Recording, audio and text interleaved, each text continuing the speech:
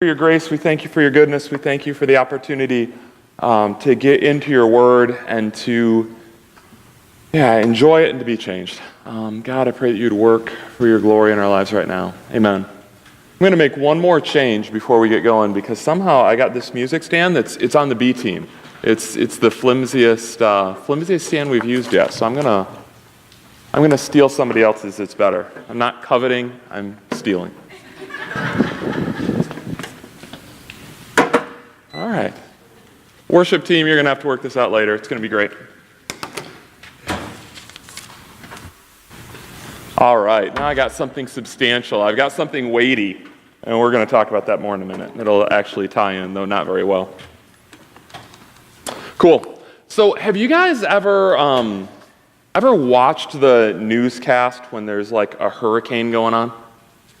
You know, you're turning on CNN or Fox News or whatever your political allegiances tell you should watch on TV. I don't care about that really. But you're watching this newscast and the hurricane's hitting. It's Florida, it's the Gulf Coast, it's Caribbean, whatever, and the reporter is standing on the shore as the hurricane is making landfall.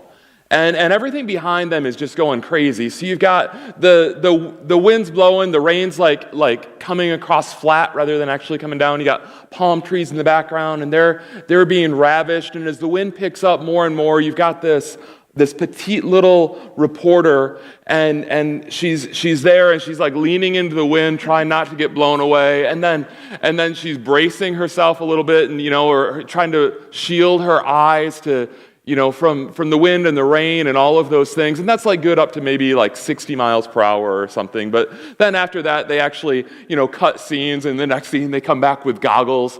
They're trying to protect their eyes, and that's all good for a while. And then they cut to the next scene, and this attractive young female reporter has been replaced by the big burly guy. He might have even just been the camera guy. He doesn't really look like he knows what he's doing. He's not there because he's better at reporting or anything like that. But they just needed his weight because they didn't want their star reporter to be blown away like a kite. And so they get this big guy out there, and he doesn't even have to lean as much because he's just so heavy. But then the scene changes again, because the wind picks up in intensity, and even the big burly guy, this isn't going to work. And so they shift scenes, and they drive away, and they're like 2 blocks away, and all of a sudden they're like in front of a bank or some really big solid building, and it's got pillars, or maybe it's got like an alcove that they can tuck into, or at least it's got some sort of post that they can wrap their arm around, something that this reporter can anchor themselves to. Something that's heavy, something that's weighty, something that is not going to move. But eventually, even that isn't enough because no matter how big and burly, no man can stand against the wind when it becomes about so strong. So eventually they just, they're off-site, they move inside, they get a green screen, and you get, some of the stuff going on in the background, but nobody's leaning, nobody's doing anything. The goggles are off and all of those things. Here's the deal. Even houses can't stand against the strongest of wind, but wind does make a difference. Weight does make a difference, is what I should say. The weight of your weightiest anchor will determine whether you can stand when the wind really starts to blow. I want you to think about this idea, think about this analogy. The weight of your weightiest anchor will determine whether you can stand when the wind really starts to blow. And in the Bible, we actually have a word for that, and that word is glory. And when we hear the word glory, if you're like me, probably like the first image is more like an angel choir, and there's like these radiant things going, that's glorious. But really the concept behind the word glory is just heavy. It's weighty, it's substantial, it's significant. So when the Bible talks about the idea that God is glorious, it's saying he's significant, he's all-consuming, he's substantive. And the radiance goes with that because part of being significant, part of being amazing is that he's also enchanting, that he draws us in, that he would fill our thoughts, that he would fill our daydreams, that he's worthy of reflection, the one that we would long for and worship and hope in and trust in. That's the idea of being weighty. That our God is so substantial and unchanging and unmovable that he could be our anchor regardless of the circumstances. God is infinitely weighty, and so he allows us to stand no matter how the winds of life blow. So, another way to look at this, when we see God as glorious, it's like everything else in our life just kind of moves out of focus a little bit. Like it goes into our peripheral vision, and we're just locked on God, and there's things going on over here, and they might be good. They might be important, beautiful, wonderful, like over in the periphery, you've got your family, and you've got your career, and you've got your favorite hobby, and the food that you love, and all of those things. And it's not that they completely go away or become unimportant, but they're not glorious. They're not consuming. They're not engaging. They don't hold your attention like God does when we rightly see God as glorious. And because they don't hold our attention, because we're not fixed on them, because they're just kind of in the peripheral vision and out of focus, when things get shaken in those areas of our lives, that shaking of our circumstances no longer shakes us. But when those peripheral things, when those flimsy things, when those light and less significant things become important, when they become our glory, when they become our anchor, when they become the thing that we long for, daydream about, hope in, and trust in, every single day of our lives we see those things being shaken. And when they shake, we shake. When you got this relationship that you're trusting in and you're hoping in and you're longing for, and it is your glory, and when it goes well, things go well, and today that relationship's going poorly, the entire day is shot. When your life is consumed in your career and you're having a bad day at work and it doesn't look like you're going to get the promotion, or your boss doesn't like you, or whatever, if that's your anchor, if that's your glory, if that is the thing that your mind focuses on, again, the entire day is shot. And you're going to go through that day and you're going to be grumpy and you're going to be discouraged and you're just going to be weighted down in a way that is ugly, in a way that is silly, but also in a way that's real. Because every single one of us, we attach our hearts to these flimsy things. These identities, these hopes, these idols, these glories that aren't glorious at all. They're not heavy at all. They're not weighty at all. They are flimsy. They're like a kite, and the wind blows. But because they are the weightiest anchor in our life, when the wind blows and grabs a hold of them, we're off on a ride with them. God designed you for something better than that. I don't have it in the slides. There was a verse that I've been reflecting on this week. I think it's Isaiah 42:8. You can look it up later. It says something like this. It says, God declares himself to be glorious. And he says, I will not share my glory with another. And sometimes we can look at a verse like that and we can think, man, God is on an ego trip. He's always talking about how great he is. But that is not what's going on in that passage. God's just acknowledging the reality that he is weighty, he is substantive. If you anchor your life to him, then it doesn't matter what the circumstances are, you will not be moved. And so in his grace and in his love, he declares to his children, I am glorious, and I will not share my glory with another, because I want my children, I want my family to be anchored in me, so that when circumstances change, their lives are not shaken. That is a gift that God longs to give us. Here's a question I want you to wrestle with today. And just in all honesty, knowing that every single one of us struggles with idolatry and we struggle to set our eyes on all sorts of goofy things, I want you to ask, what is the weightiest object in your heart? What is truly your anchor? What is the weightiest object in your heart? What is the thing that you try to anchor yourself to?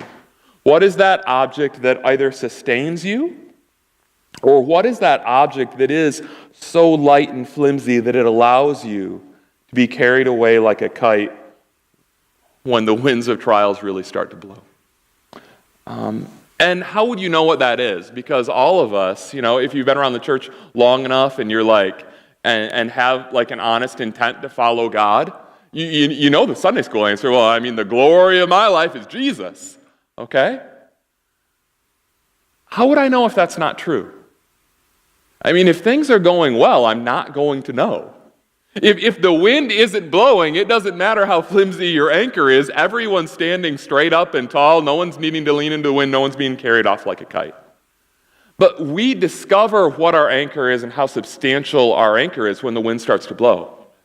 When we deal with trials, when we deal with disappointments, when we deal with discouragement, when we face dark days.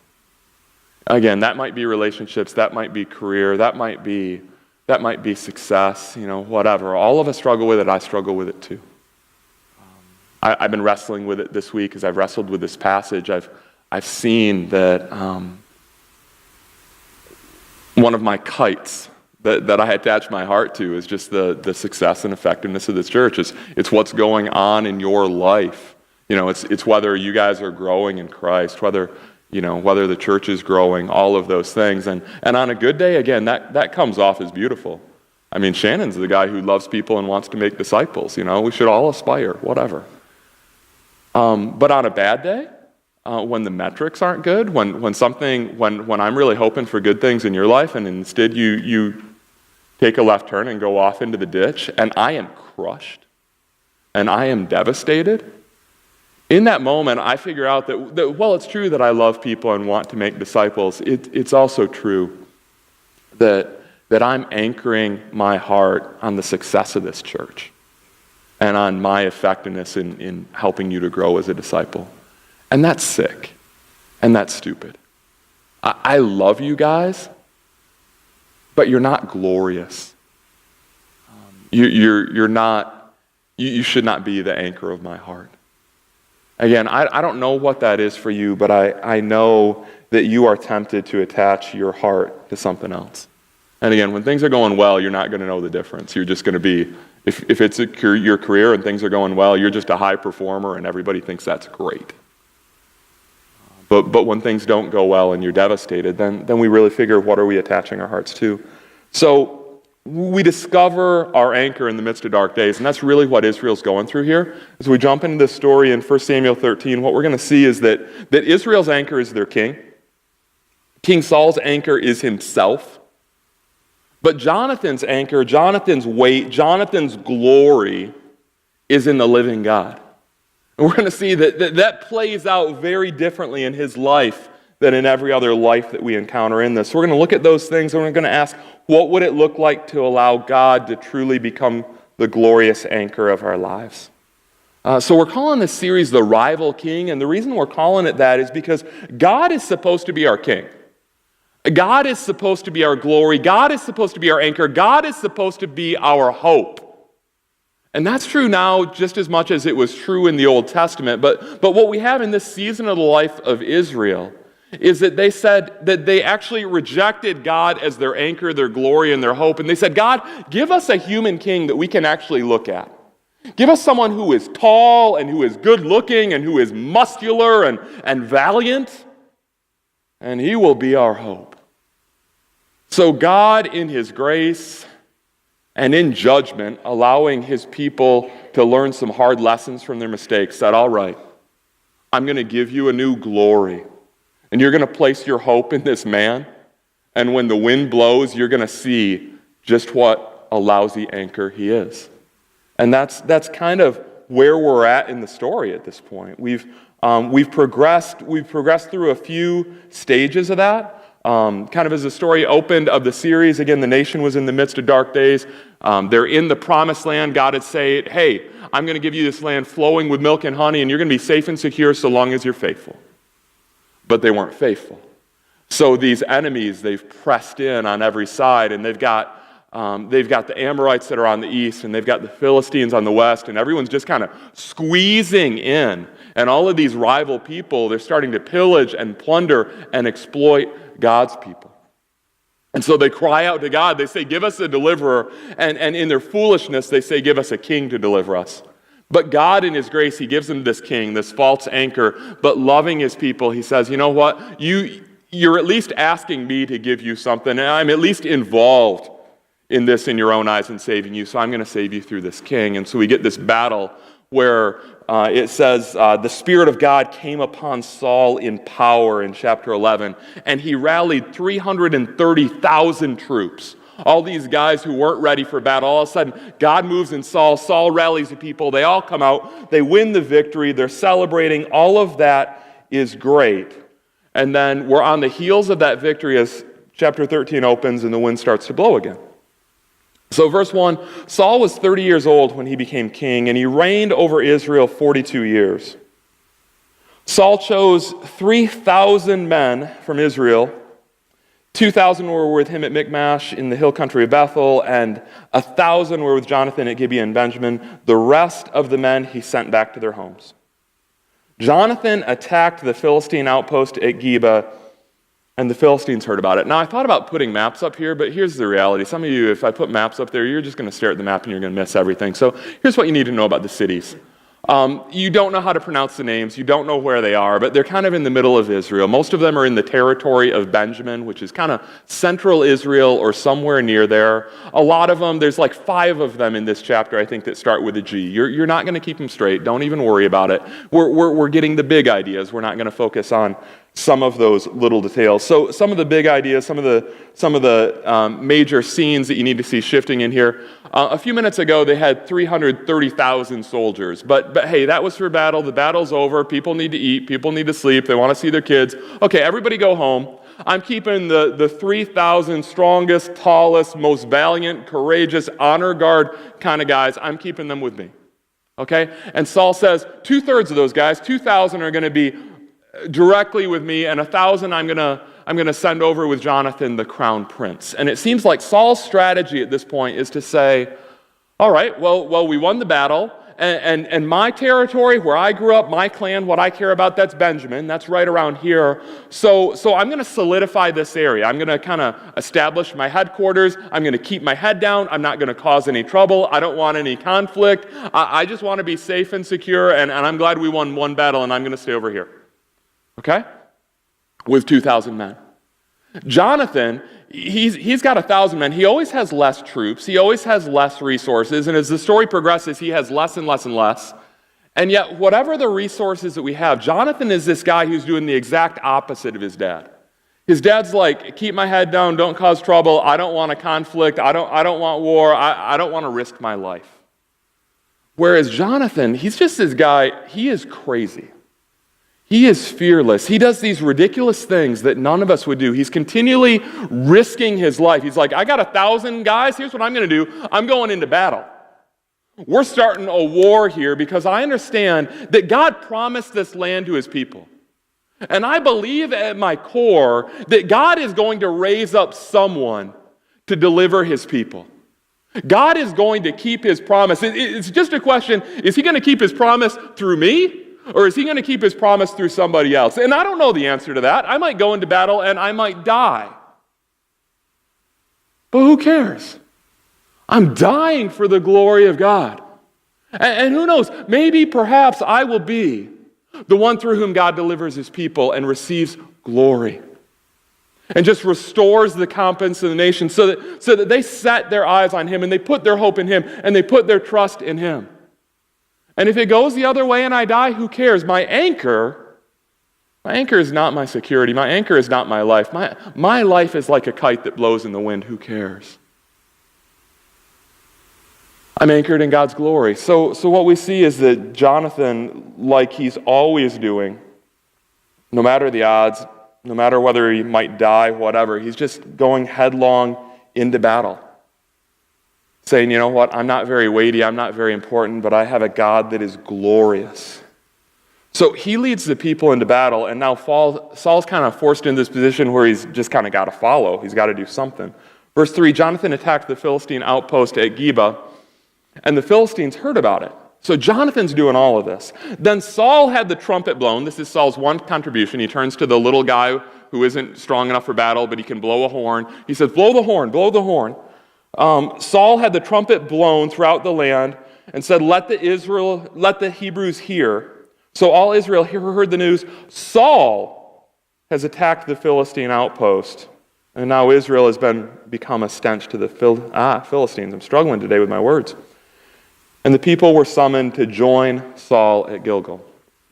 So Jonathan steps out in faith. Jonathan starts a battle. Saul's just kind of along for the ride. But because for this entire nation, their glory is in their king. So they can't even bring themselves to say, hey, the crown prince went off and he won a victory or he started a battle or whatever. They say, no, it's Saul. Saul's doing this. We need to rally to Saul. We need to rally around the one who is our glory. And then, again, the winds start to blow a little bit stronger.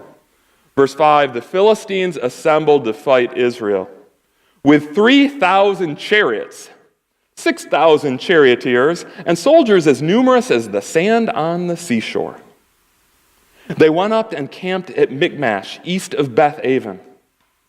When the men of Israel saw that their situation was critical and that their army was hard pressed, they hid in caves and thickets and among the rocks and in pits and cisterns.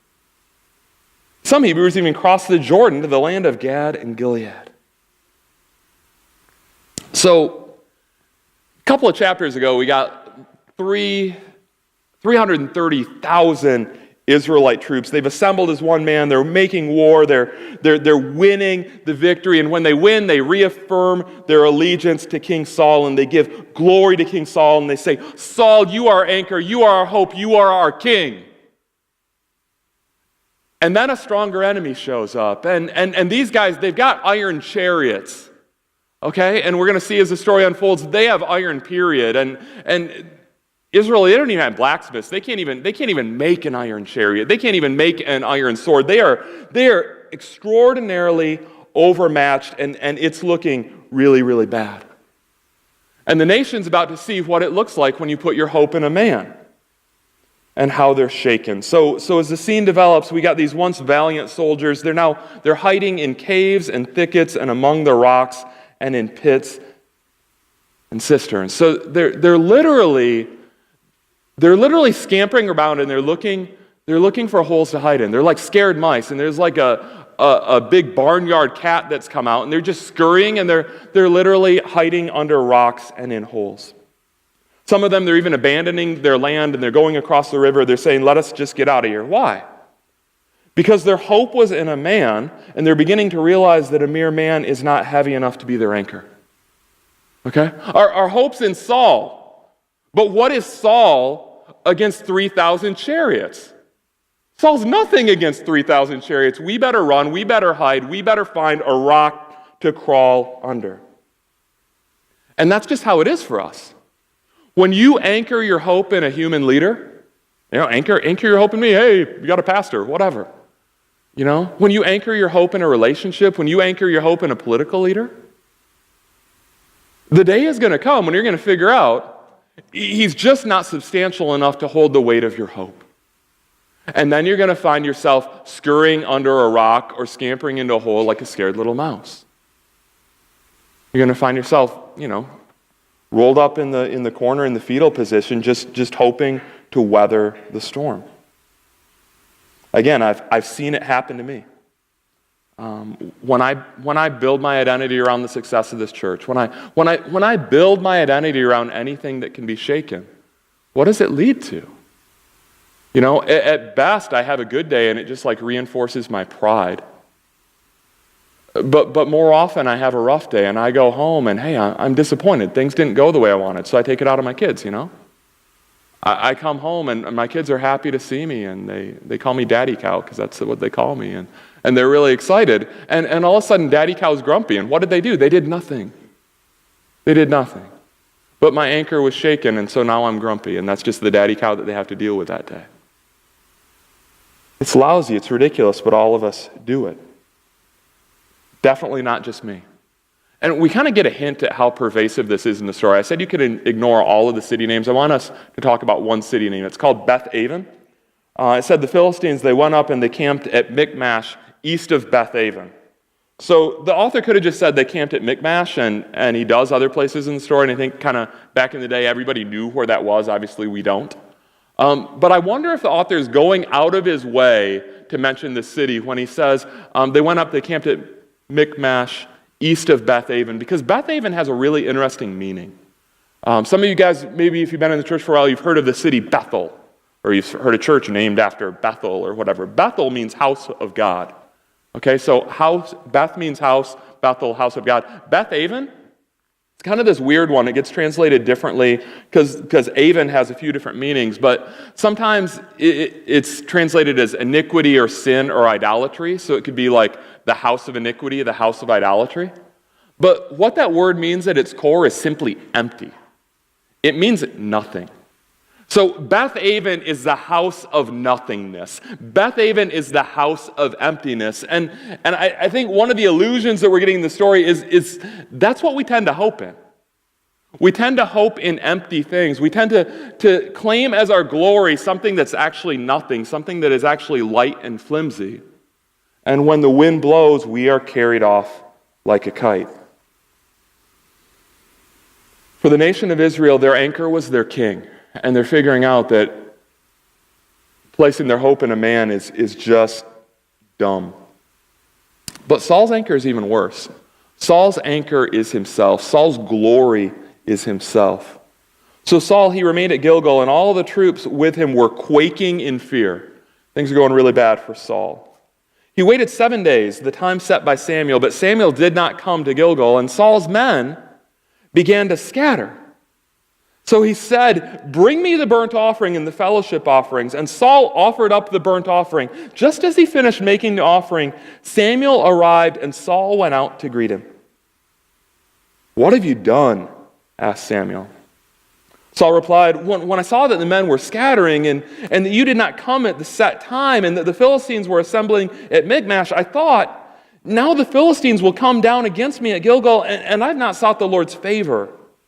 So I felt compelled to offer the burnt offering. "You acted foolishly," Samuel said. "You have not kept the command of the Lord that the Lord your God gave you. If you had, he would have established your kingdom over Israel for all time. But now your kingdom will not endure. The Lord has sought out a man after his own heart and appointed him leader of his people because you have not kept the Lord's command." Now, some of you weren't tracking with that at all. Some of you were tracking a little bit. If you're familiar with the passage, you were tracking. Often it seems like a divine overreaction. So we got this scene where Samuel's supposed to come. We don't get a lot of details on that. He's not coming. Everyone's scattering. Things are getting worse and worse. We had 3,000. Now we got less than that because people are deserting. They're hiding under rocks, all of this stuff. Saul's waiting for Samuel to come. And what Samuel's going to do is he's going to offer a sacrifice. Because Samuel is this prophet priest guy. And what his role is, he offers the sacrifices. He does the ritual worship, and he hears directly from God. So that he can tell the king, this is what God has declared. This is what God wants you to do. But Samuel's not on the scene. He was supposed to arrive like 10 minutes ago, and he's not here. And our troops are deserting. They're hiding under rocks. What are we going to do? So Saul says, here's what I'm going to do. I'm going to offer a sacrifice. I'm going to ask God, what do you want to do? Here's the problem with that. Saul was not a prophet, and Saul was not a priest. It was not Saul's role to offer the sacrifice. It was not Saul's role to figure out directly through special revelation what God's will was. That was the role of the prophet and the priest. All that Saul actually had to do was to wait and to trust Samuel. To trust God by trusting Samuel. Because God had set Saul up in this wonderful position where he's got this intermediary between him and God. You do what that guy says. You lead the troops into battle. You be tall. They'll even sing songs about you. All you have to do is trust God and follow the guy that God has placed over you as your leader. But the problem with Saul is that over time, as Saul, he begins to win some battles, he starts off humble, but as he wins some battles, he's like thinking about himself. He's getting a little bit proud, and when the chips are down, and when he doesn't know what to do, when the wind is blowing, the one that he trusts in is not God who has told him to wait, but he trusts in himself. He says, if we're going to win this battle, if we're going to rally these troops, then I need to take charge, I need to get something done. And it did not go well when Saul trusted in himself, when Saul made his anchor himself. God was not his anchor. God was not his glory. God was not the heaviest object in his life. Saul was the heaviest object. And when you are the heaviest object in your own life, you can't help but be blown away by the wind. This is kind of what America is. You know, we're a bunch of people who are very self-centered. And in this town, in Ann Arbor, we're self-centered and we are achievement-oriented.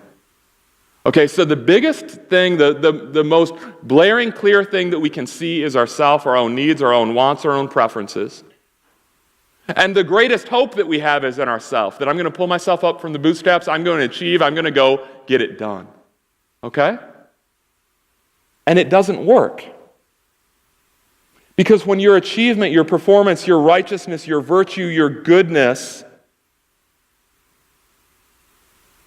are the thing that you're hoping in, the thing that you're trusting in, when you're trusting in yourself, you're continually letting yourself down.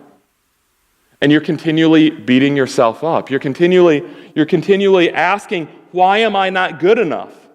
Or why doesn't he like me? Or why doesn't she notice me? Or how did I blow it again?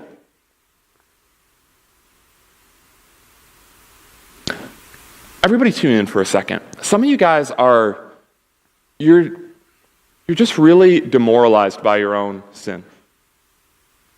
That's natural. We don't like sin. We want you to go to war with sin. We don't want you to just kind of tolerate it. But some of you guys, you're really demoralized by your own sin. You're really torn down and destroyed by your own failure. I want you to see what's going on there. I want you to see that in that moment, you're like Saul. And your glory and your anchor and your hope is not God, but rather your glory and your anchor and your hope is in yourself. And you're looking at your own performance, and it is poor. And it's absolutely devastating. It's absolutely demoralizing. Because you are not good enough. And again, some of you, you're just beating yourself up and you're rehearsing it over and over again in your mind. I'm not good enough. I'm never good enough. I can't do this. I mean, I've turned from this sin. I've repented. I've tried to stop, and I just keep on falling into it. Now, there is a way to feel broken about your sin that's beautiful and that's good, and that we hate sin and we cling to Christ, and that we hope in Christ, and we trust in the finished work of Jesus Christ on the cross, and we trust that God will finish his work in us. And we just lean in and we press and we say, God, I cannot do this, but you have promised that you will, and I am willing to participate. And that is beautiful and that is good, and there is hope in that. There's another way of being broken about our sin that just says, I can't do this, and because I can't do it, there is no hope. That's where some of you guys are at. Guys, you are not your hope. The fact that you cannot do it, the fact that you are incapable, that you are broken, that you are going to fall into sin again and again, it is not a revelation to God. He is very aware of that, and that's why he says, stop hoping in yourself and hope in me.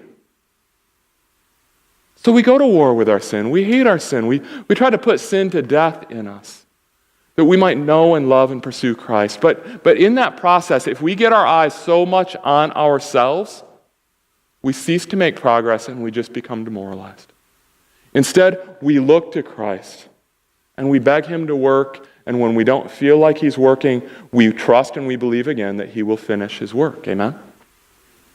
And we wait, as Saul was expected to wait. Oh, that we would be men and women who anchor our hope in the finished work of Jesus so that we are not blown and tossed by the winds of our own failures. Tweet that. Think about that. When you and I are the heaviest objects in our own lives, we can't help but be blown and tossed by the wind. But we see something completely different in Jonathan. So, in the closing verses of this chapter, Israel is experiencing some really dark days that would drive any of us to discouragement and despair, circumstances that would crush us and steal our joy. But that's not what happens with Jonathan. And in fact, it's in these dark days that we see most clearly what true glory is.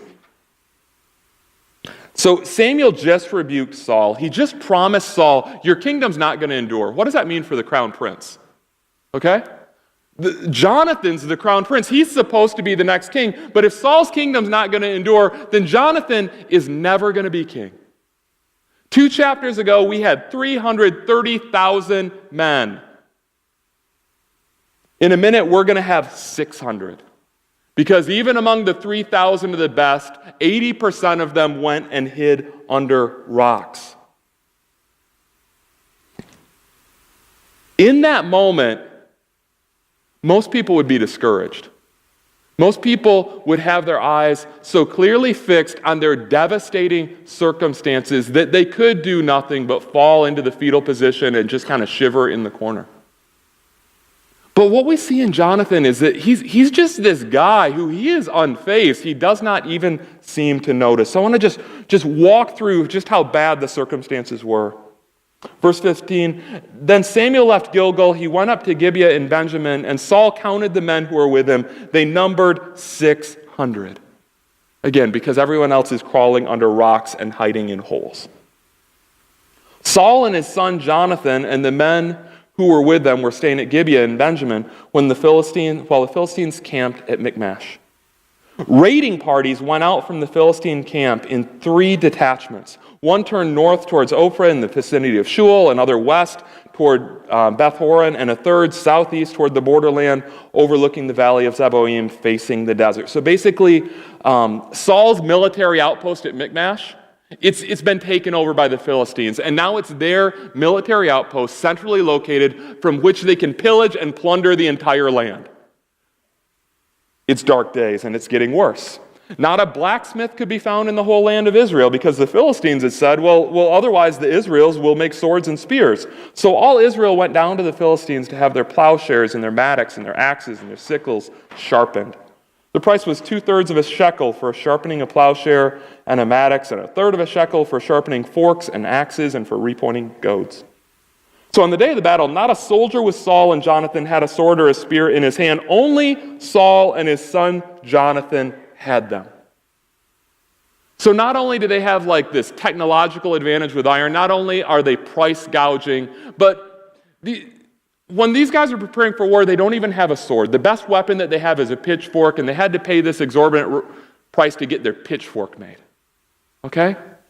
And not only does the nation of Israel know it, and that's part of why they're hiding under rocks, but the Philistine army knows it.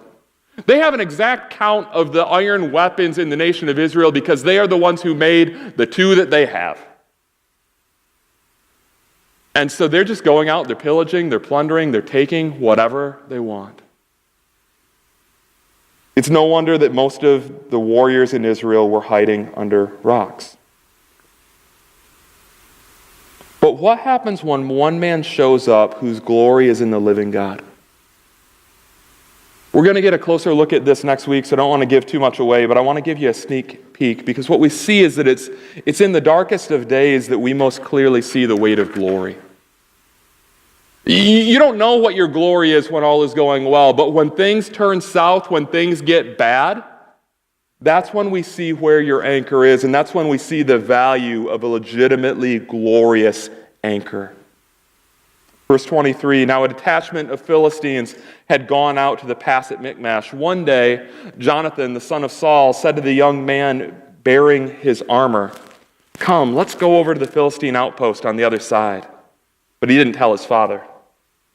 On each side of the pass that Jonathan intended to cross to reach the Philistine outpost was a cliff. One was called Bozez and the other Seneh. One cliff stood to the north toward Michmash, the other to the south toward Geba. Jonathan said to his young armor-bearer, "Come, let's go over to the outpost of those uncircumcised fellows. Perhaps the Lord will act on our behalf. Nothing can hinder the Lord from saving, whether by many or by few." And again, we're going to get into this more next week, but I just want us to see how differently we live when our glory is in the Lord. Jonathan was crazy. Jonathan was fearless. Everyone else is hiding under rocks, and legitimately so, because you and I would have been hiding under rocks as well. If we weren't hiding under rocks, we would be complaining and commiserating and saying, "This is awful." Jonathan's not doing any of that. Different scholars debate and whatnot. My guess is that Jonathan's barely older than a teenager. And that his armor bearer, that's traditionally somebody who's younger still. So we got this 20-year-old, this 20-something, and we got this 13-year-old boy, okay?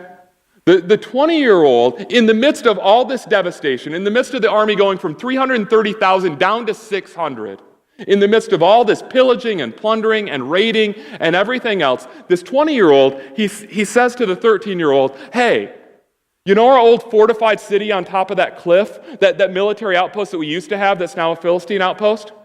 What do you say, just you and me? I got a sword, you don't have a sword. You got a shield, right? You can carry my shield. What do you say, you and me, we go over and we retake that fortress? What do you say? Let's go! He's saying that to them because the adults aren't listening. No one else is going to do that. My only hope is that this 13-year-old boy who's been following me around for a few years, that he might be crazy enough to do this with me. And they do it. And again, we'll get into it next week, but they go down a cliff and up a cliff, and Jonathan says, here's what's going to be the sign. Here's how we're going to know that God's going to deliver them. If they spot us and they say, hey, climb up the cliff here and then fight us, oh, we're going to know that God's delivered them into our hands. That's going to be our sign. It's crazy. And he does all of it on a perhaps. He doesn't even tell the 13-year-old, hey, we got this. He says, you know what, perhaps. We're going to go. We're going to risk our lives. If we're doing the statistical analysis, we're almost certainly going to die. But you know what? Perhaps the Lord will deliver them into our hands. I mean, nothing can hinder the Lord from saving, whether by many or by few, right? Glory. That man had an anchor.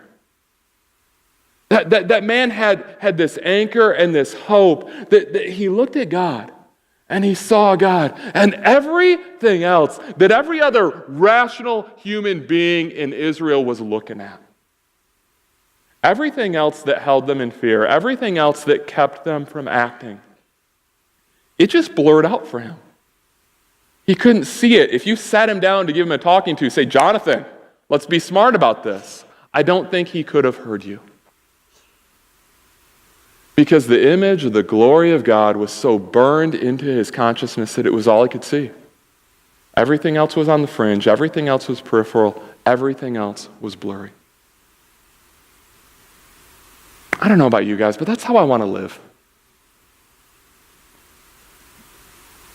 Jonathan had great faith because Jonathan served a God of incredible glory. Too many days I am my own glory. I am my own best hope. I am the one that I trust in. Man, if I can't figure it out, if I can't strategize it, if I can't look at my resources and the time that I have in the day and who among you I think is crazy enough to go into battle, then I don't think we can do it.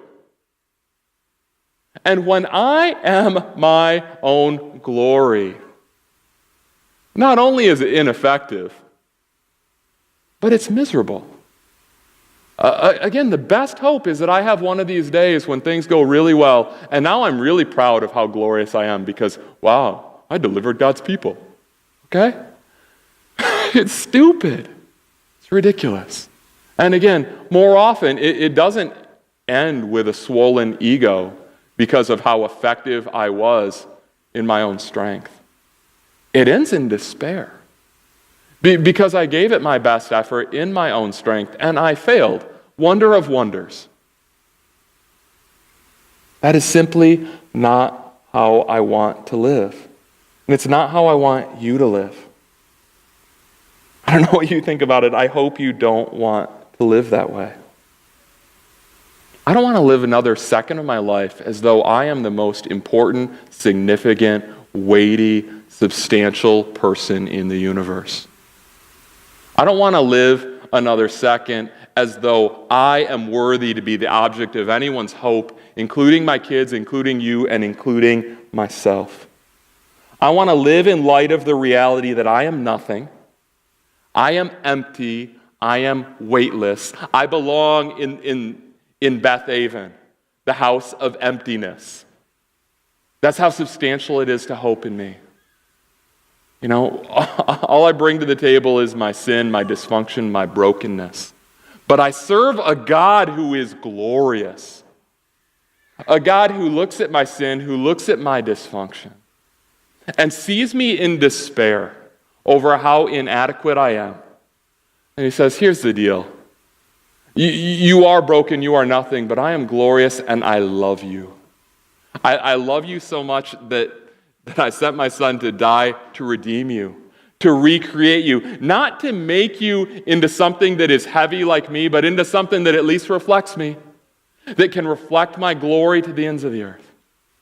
Guys, that is our hope. And again, that's our hope every week. We want to lift high the reality of who God is.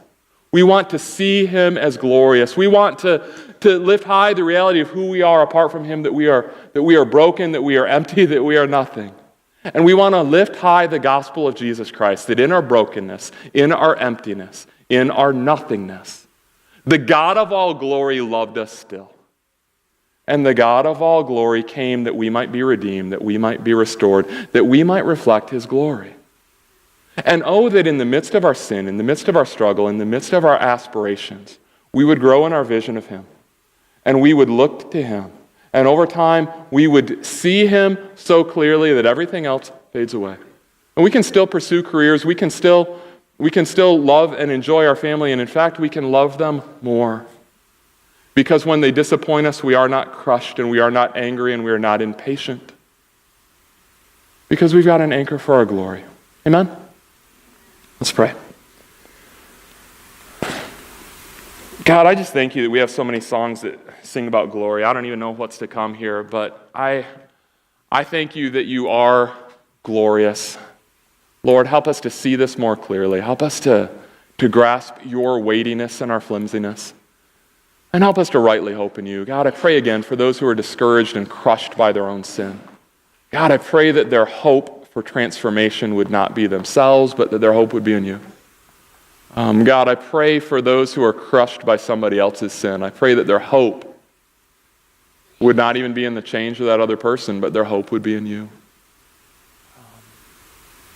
Lord, there's so many ways to apply this. God, most of all, just help us to see you for who you are, that our hearts might be drawn to worship. Amen. Hey, at this point, what we're going to do is